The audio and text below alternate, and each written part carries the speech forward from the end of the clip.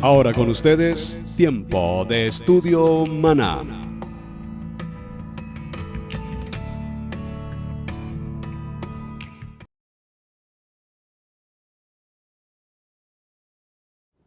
Bien, mis amados hermanos, bienvenidos a este tiempo de estudio bíblico devocional. Su hermano, Pastor Roberto Alfaro, les saluda, una cordial bienvenida y en verdad muy contento y agradecido con nuestro Padre Celestial por este tiempo, esta oportunidad que nos permite para compartir con todos ustedes, mis hermanos, en las diferentes naciones, en cada lugar donde ustedes nos reciben. Gracias por acompañarnos en estudio bíblico devocional. Recuerden nuestro lema: amar la palabra, aprender la palabra y vivir la palabra. Estamos originando en la ciudad de Cherryville, Carolina del Norte, en los Estados Unidos. Muy bien, venimos desarrollando nuestro parashá número 20, Tetzaveh, y estamos hablando y ordenarás acerca de lo que fue parashá Terumá, todos los utensilios que conforman o van a conformar desde la parte interna, empezando con el arca de testimonio hacia el exterior, y explicamos por qué razón el Padre Eterno diseñó el Mishkan, el tabernáculo, justo desde la parte interior hacia afuera, y la importancia de cada uno de los elementos que van a conformar todo el proceso del tabernáculo. Luego, en el capítulo 28, nos encontramos puntualmente con lo que va a ser la segunda parte, el complemento de Terumá, y es precisamente el concepto de las vestiduras.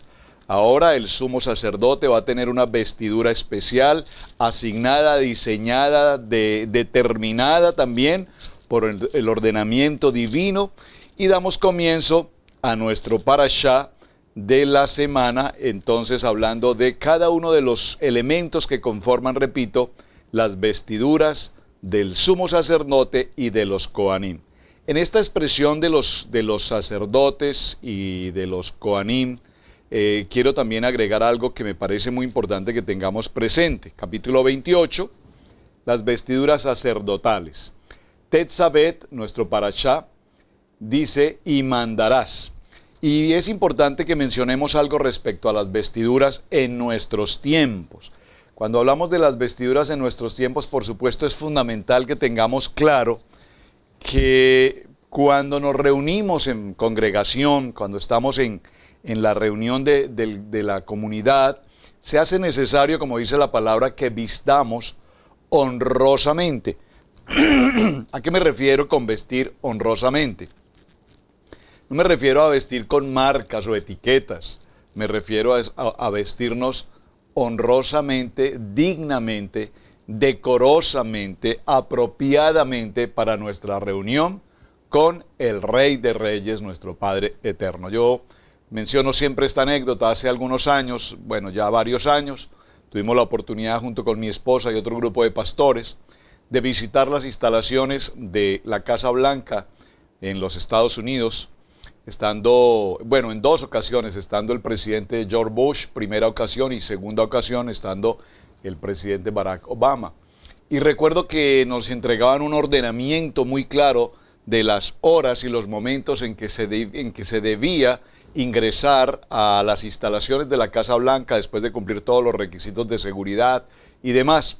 Pero lo interesante es que en la noche anterior, la gran mayoría, y no voy a decir solamente las mujeres, creo que hombres y mujeres, dedicamos, no me voy a excluir, muy buen tiempo en las horas de la noche para prepararnos para el corte de cabello, para el arreglo del cabello, para el traje, para la vestimenta, para todo lo mejor posible, de tal manera que cuando estuviésemos allí en las instalaciones de la Casa Blanca y tuviésemos la oportunidad de hacer el recorrido por las diferentes dependencias y tener el encuentro con el presidente, pudiésemos estar vestidos muy dignamente, muy adecuadamente para la ocasión. Una ocasión que amerita una presentación personal indudablemente importante. Ahora, la pregunta es, si esto es en la tierra, entre los hombres, y nos tomamos no solamente el tiempo, sino el costo de toda la atención necesaria para esa visita con el presidente, cuánto más cuando sabemos que cada Shabbat tenemos reunión con nuestro Padre Eterno. Así es que, mis amados hermanos, el tema de las vestiduras es un tema muy importante y no es un tema del pasado, es un tema del presente. Cuando nos reunimos, repito, en congregación, se hace necesario que vistamos pulcramente, que vistamos honrosamente, que vistamos con la presentación adecuada en la casa, en el lugar donde nos congregamos para adorar, alabar y dar gratitud a nuestro Padre. Y esto lo menciono porque lastimosamente la congregación, las iglesias en el tiempo del siglo XXI, nos hemos convertido, comillas, nos hemos convertido en lugares de turismo, nos hemos convertido en lugares de cultura. Entonces, en el caso de esta nación, donde se tienen las diferentes estaciones, los cambios de clima, entonces, pues, la manera de vestir no es conforme a la palabra, sino conforme a las condiciones climáticas. Y cuando llegamos a los tiempos como el tiempo de verano, entonces existe la excusa del verano para que muchas personas, especialmente las niñas o las mujeres, se presenten en las congregaciones de manera totalmente inapropiada. Y digo las niñas en el sentido femenino, pues porque las niñas tienen esa tendencia de los chores y demás, pero también los jóvenes, los hombres, las chanclas, las pantuflas en otro país seguramente, los chores, las camisetas cortas o sin mangas, etc. Todo esto para significar algo como dice el libro de Eclesiastés. Todo tiene su tiempo y todo tiene su lugar. No podemos confundir el lugar santo, el lugar de congregación con un campo deportivo. No podemos confundir nuestro lugar de adoración con un sitio de picnic. No podemos confundir nuestro sitio de adoración con la playa.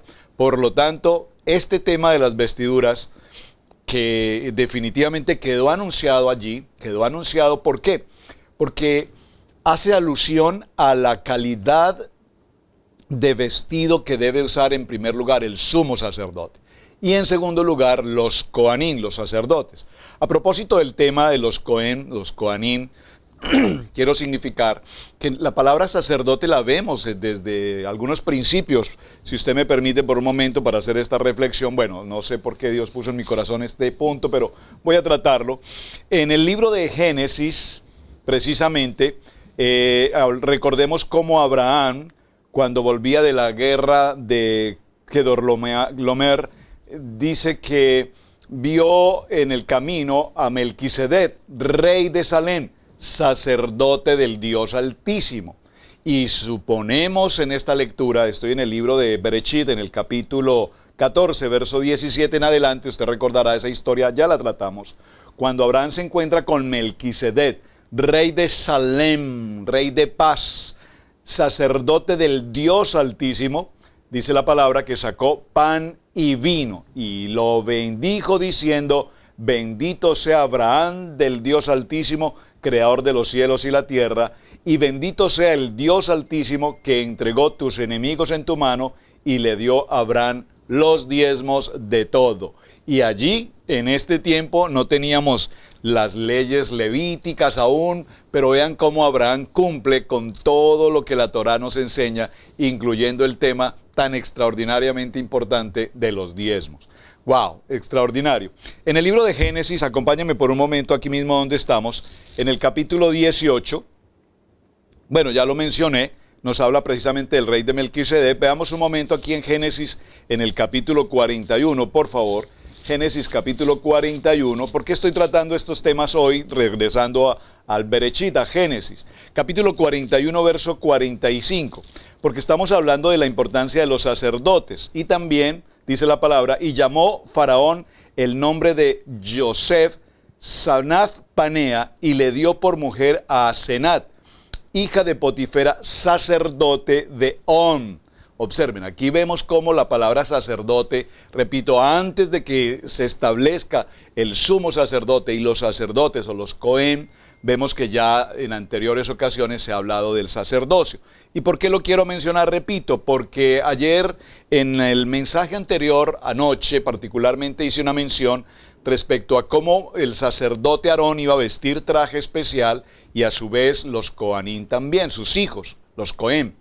Pero también hice mención a Moisés, diciendo que Moisés es escogido como un sacerdote un sacerdote al servicio, por favor, al servicio del Padre. Y alguna persona me escribió diciendo, ¿cómo es que Moshe pudo ser sacerdote si no hubo quien impusiera las manos?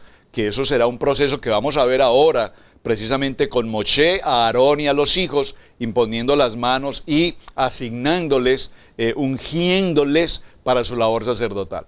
Pero por favor, recordemos que Moshe, desde el mismo momento de la zarza ardiente, vio la presencia del Padre, la voz del Padre que le habla, le entrega una misión y lo escoge, lo selecciona, lo determina, y a partir de ese mismo momento Moshe mantiene o sostiene una comunión, una comunicación permanente, directa, establecida abiertamente con el Padre Eterno durante todos sus 40 años de recorrido por el desierto, a través de todo lo que apenas estamos empezando a caminar. Es decir, que sin lugar a dudas había sido seleccionado, llamado, escogido para tal labor. ¿Y por qué hago esta mención? Porque cuando escuchamos o mencionamos el tema del sacerdote, es importante, repito, como dice Génesis capítulo 41, vamos un momento a ese texto, en el libro de Génesis capítulo 41, verso 32, y el suceder el sueño a Faraón 2 veces, significa que la cosa es firme de parte de Dios y que Dios se apresura a hacerla. Esta palabra firme tiene que ver con el llamamiento. Cuando el Padre Eterno hace un llamamiento a Abraham, a Isaac, a Jacob, a Moshe, así como lo hizo con otros hombres como Noé, Josué y demás, hay un llamamiento, y ese llamamiento tiene que ver con la palabra firmeza. Es decir, porque este hombre llamado, escogido, seleccionado, cada uno de nosotros hemos sido, dice la palabra, desde el vientre de nuestra madre, escogidos para el propósito y el plan de servir a nuestro Padre. Ahora bien, esto nos indica que debemos estar listos, debemos estar preparados, debemos estar determinados para el llamamiento que Dios ha hecho. Y ustedes, seguramente quienes han estado con nosotros por varios años en estudio bíblico devocional, podrán recordar el propio testimonio que he presentado en algunas ocasiones. Y solo para hacer mención, jamás nunca pensé, aunque desde muy niño tenía esa cercanía poderosa con la oración, estando en el medio de la religión, pero sin embargo sabía la importancia de orar, sabía la importancia de hablar con Dios.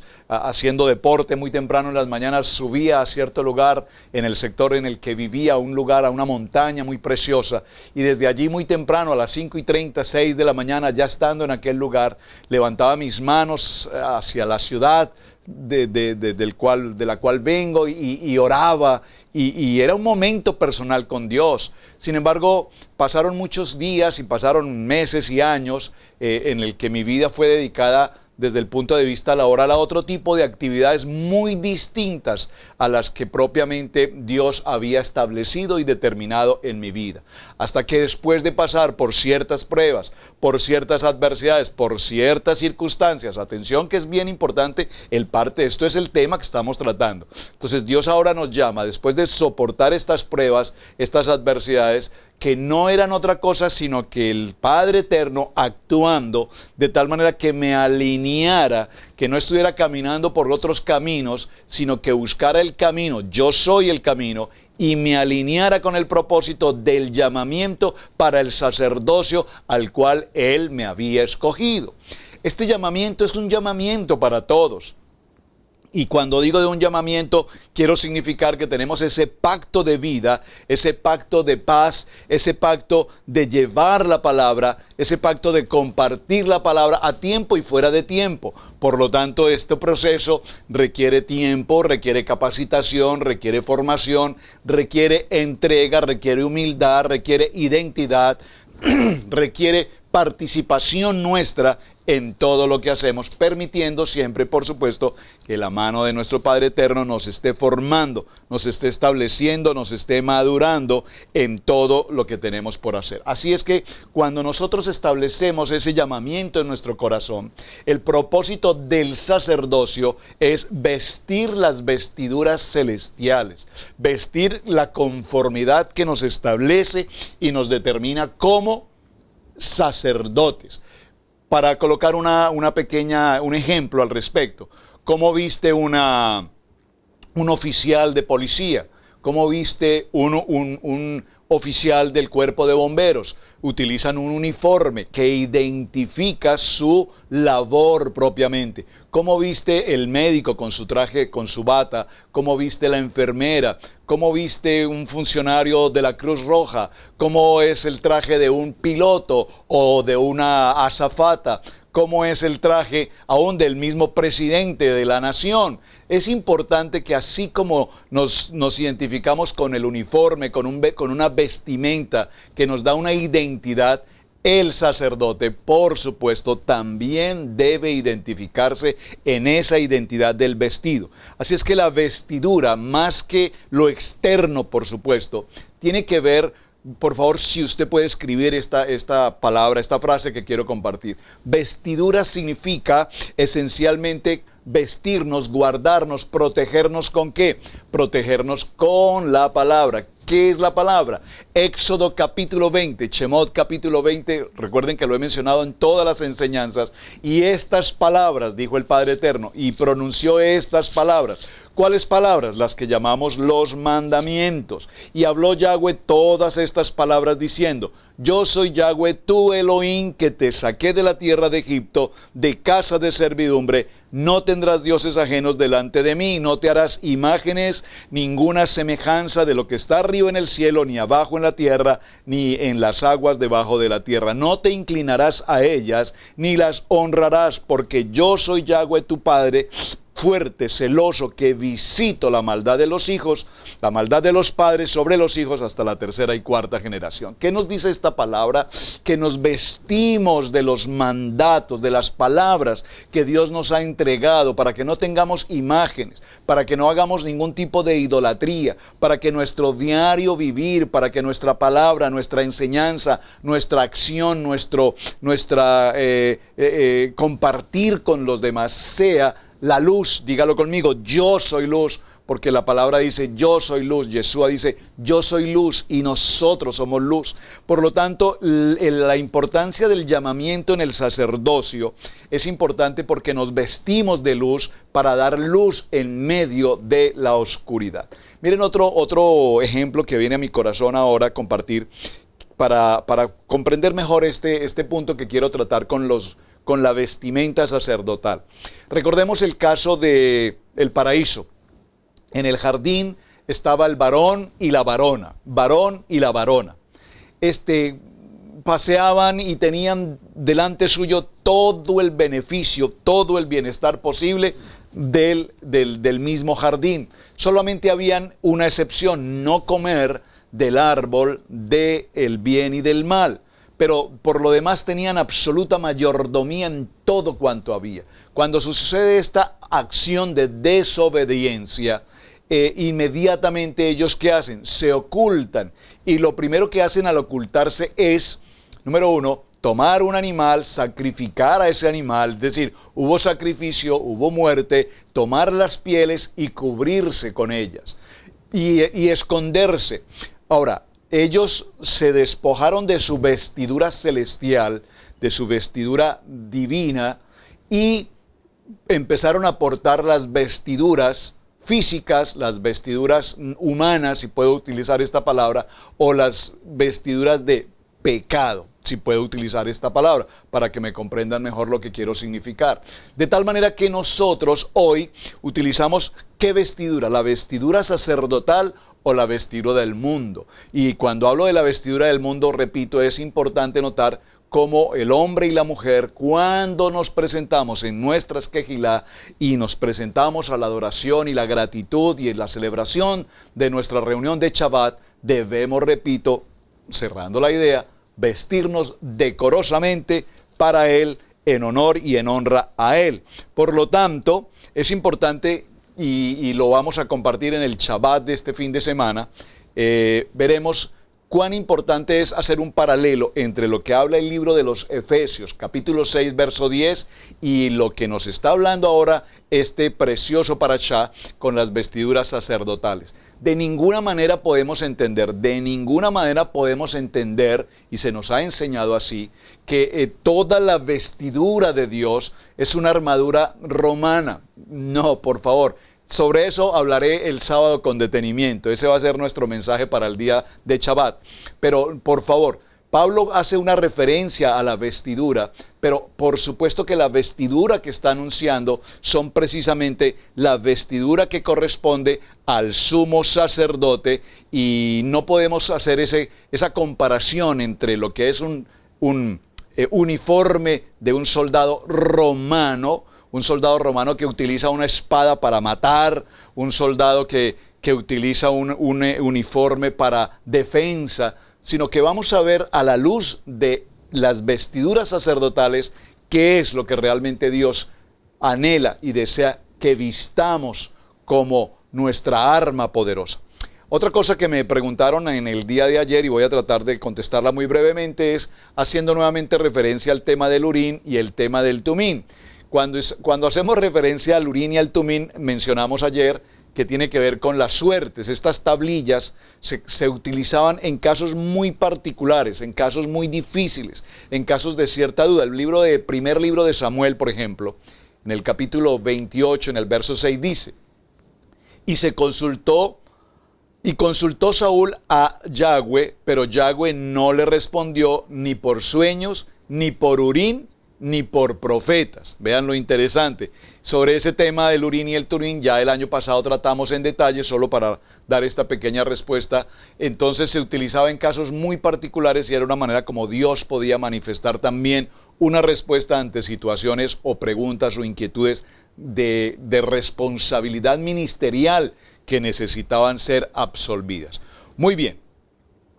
Hoy vamos a definir un poco lo que es en el capítulo 28, también verso 4, tiene que ver con las vestiduras que harán, y estas son el pectoral, el éfod, el manto, la túnica bordada, la mitra y el cinturón.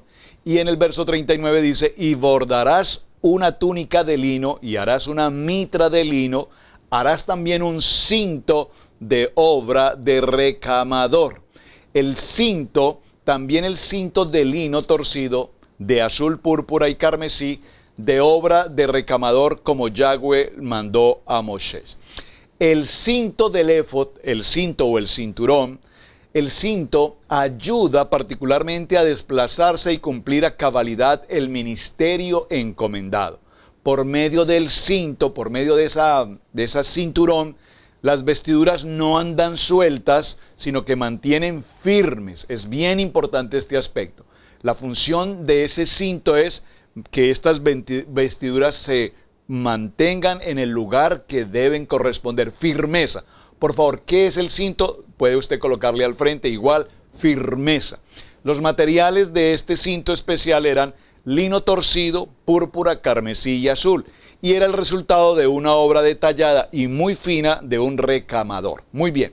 Ahora, en cuanto al manto, verso 31, harás el manto de éfod de azul, y en sus orlas harás granadas de azul, púrpura y carmesí alrededor, y de entre ellas campanillas de oro alrededor.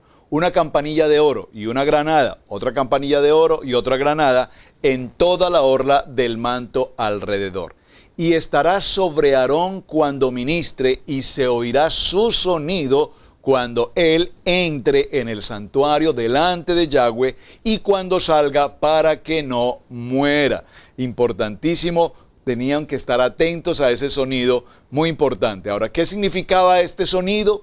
Este sonido de las campanillas en el manto del éfod es decir, el sonido que produce la palabra. Cuando la palabra se pronuncia, mira, cuando nosotros pronunciamos una palabra, la palabra inmediatamente llega a nuestro corazón, penetra nuestro corazón, nos cambia una posición, un pensamiento, una acción, una decisión. Yo recuerdo que el momento en el que el Padre Eterno vino a mi corazón, para muchos fue una palabra de un pastor, un predicador, un mensaje.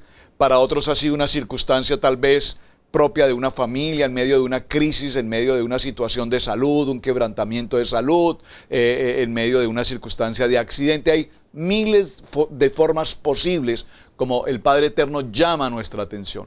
Venía pasando una circunstancia muy difícil en aquel tiempo de carácter laboral, y cuando pisé aquel lugar al que me habían invitado, recuerdo que en aquel lugar sonó un fondo musical. Y ese fondo musical de la adoración, que siempre lo menciono, muchos ya lo han escuchado, la canción Sendas, Dios hará. Y cuando empecé a escuchar aquella canción, Sendas Dios hará, donde piensas que no hay, donde tú crees que tu vida está totalmente acabada, que no hay dirección, que las puertas se han cerrado, que no hay una respuesta, que no tienes una propia voluntad de cómo manejar la situación tan difícil en la que te encuentras, en ese momento Dios hace sendas, Dios hace caminos, Dios abre puertas, Dios da respuestas, Dios permite lo imposible. En ese momento encontramos ese momento de escuchar una palabra, ese sonido de las campanillas que nos hablan a nuestro corazón, la palabra del Evangelio, lo que conocemos como las buenas nuevas. Cuando esas campanillas suenan y vienen con ese sonido agradable, grato a nuestro corazón, es como cuando tomamos algo con un sabor tan agradable, es precisamente el momento en que el Padre Eterno llega a lo más profundo de nuestro ser, toma nuestra vida, cambia nuestra manera de pensar, cambia nuestra manera de vivir y empezamos entonces a partir de ese instante a caminar por ese camino. Yo soy el camino, yo soy la verdad, yo soy la vida, yo soy el pan de vida, yo soy la resurrección, yo soy el buen pastor, yo soy la luz. Y es ese momento maravilloso en que nosotros sabemos que ya no soy yo en mi carne, en mi fuerza, en mi capacidad, en mi intelecto, en mis títulos, en mi humanidad, en mi experiencia, sino que ahora ese manto poderoso, el éfod y las campanillas de la palabra penetran a nuestro corazón. Entonces el manto cubría el cuerpo del sacerdote y también por supuesto le protegía a su vez del mismo frío. Para muchos esta prenda también llamada túnica era su único abrigo. El hombre sin justicia de Dios está desnudo y despojado, pero estando en una situación triste como esta, el Altísimo Dios, Padre Todopoderoso, nos da la oportunidad de cubrirnos con su manto precioso, como dice la palabra, bajo sus alas Él nos guarda, bajo sus alas Él nos protege.